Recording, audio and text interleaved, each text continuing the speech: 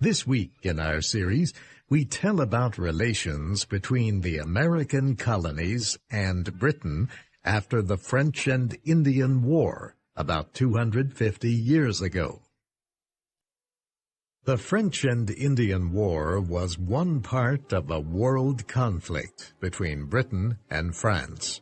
It was fought to decide which of the two powerful nations would control North America. The British defeated the French in North America in 1763. As a result, the British took control of lands that had been claimed by France. Britain was now responsible for almost 2 million people in the 13 American colonies and 60,000 French-speaking people in Canada. In addition to political and economic responsibilities, Britain had to protect all these colonists from different groups of Indians. This would cost a lot of money. Britain already had spent a lot sending troops and material to the colonies to fight the French and Indian War. It believed the American colonists should now help pay for that war. The colonists in North America in 1763 were very different from those who had settled there more than 100 years before. They had different ideas. They had come to consider their colonial legislatures as smaller but similar to the British Parliament in London. These smaller parliaments had helped the colonists rule themselves for more than 100 years. The colonists began to feel that their legislatures should also have the powers that the British Parliament had. The situation in England had changed as well. In the year 1707, the nation became officially known as Great Britain. Its king no longer controlled the Parliament as he had in the early 1600s. Then the king decided all major questions, especially those concerning the colonies. But power had moved from the king to the Parliament. It was the legislature that decided major questions by the time of the French and Indian War, especially the power to tax.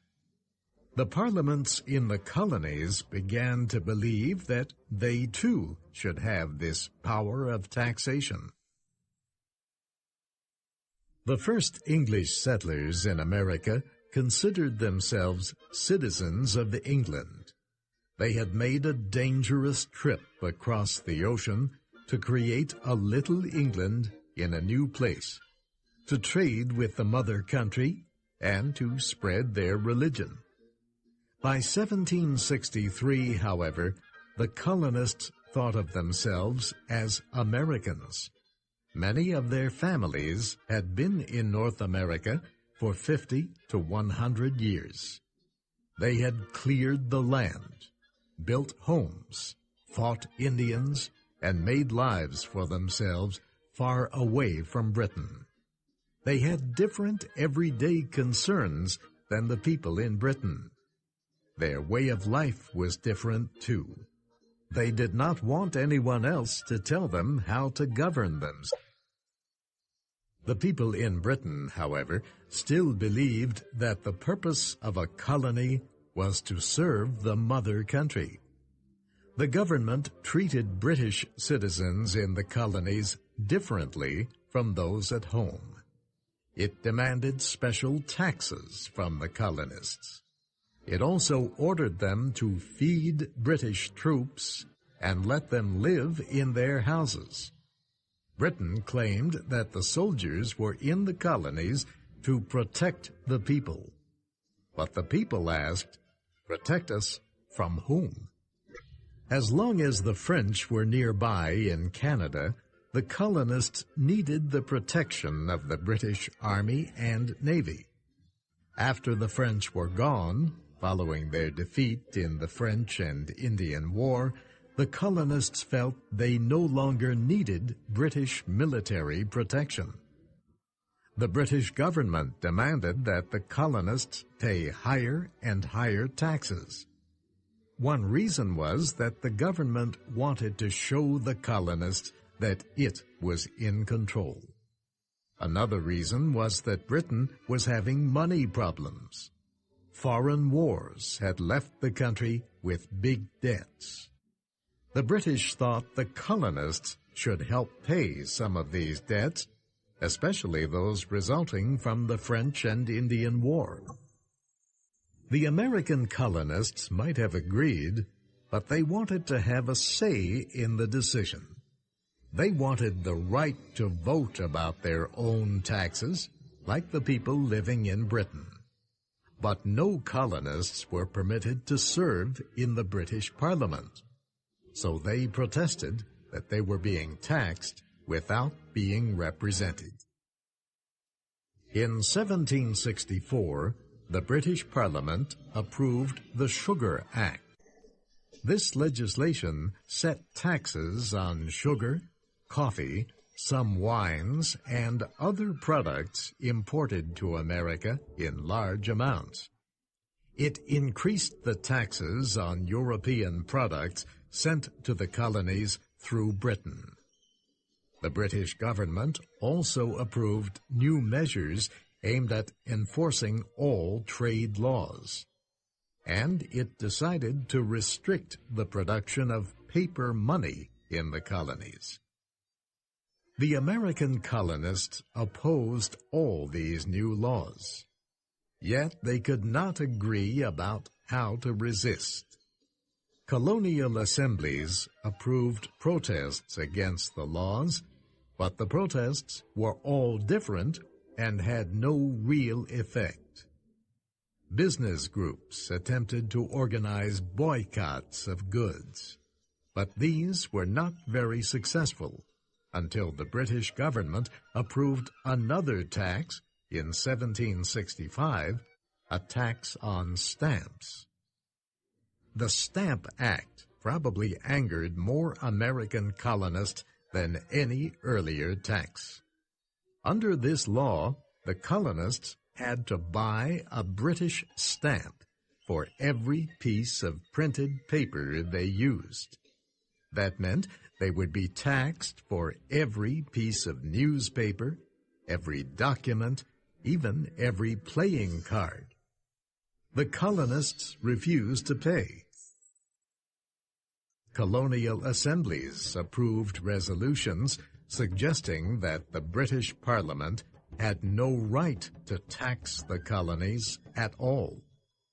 Some colonists were so angry that they attacked British stamp agents. Historians say the main reason the colonists were angry was because Britain had rejected the idea of no taxation without representation. Almost no colonist wanted to be independent of Britain at that time, yet all of them valued their rights as British citizens and the idea of local self-rule. They considered the Stamp Act to be the worst in a series of violations of these rights. The American colonists refused to obey the Stamp Act. They also refused to buy British goods. Almost 1,000 store owners signed non-importation agreements. This cost British businessmen so much money that they demanded that the government cancel the Stamp Act. Parliament finally canceled the law in 1766. The colonists immediately ended their ban on British goods. But the same day that Parliament ended the Stamp Act, it approved the Declaratory Act. This was a statement saying the colonies existed to serve Britain, and that Britain could approve any law it wanted. Many American colonists considered this statement to be illegal. Historians say this shows just how separated the colonies had become from Britain. Colonial assemblies were able to approve their own laws, but only with the permission of the British Parliament. The colonists, however, considered the work of their assemblies as their own form of self-rule. Britain canceled the Stamp Act, but did not stop demanding taxes. In 1767, Parliament approved a series of new taxes called the Townshend Acts. These were named after the government official who proposed them. The Townshend Acts set taxes on glass, tea, lead, paints, and paper imported into the colonies. The American colonists rejected the Townshend Acts and started a new boycott of British goods. They also took steps to increase manufacturing in the colonies. By the end of 1769, they had reduced by half the amount of goods imported from Britain. The colonies also began to communicate with each other about their problems. In 1768, the Massachusetts General Court sent a letter to the legislatures of the other colonies. It said the Townshend Acts violated the colonists' natural and constitutional rights. When news of the letter reached London, British officials ordered the colonial governor of Massachusetts to dismiss the legislature. Then they moved 4,000 British troops into Boston, the biggest city in Massachusetts and the biggest city in the American colonies. The people of Boston hated the British soldiers. The soldiers were controlling their streets and living in their houses. This tension led to violence.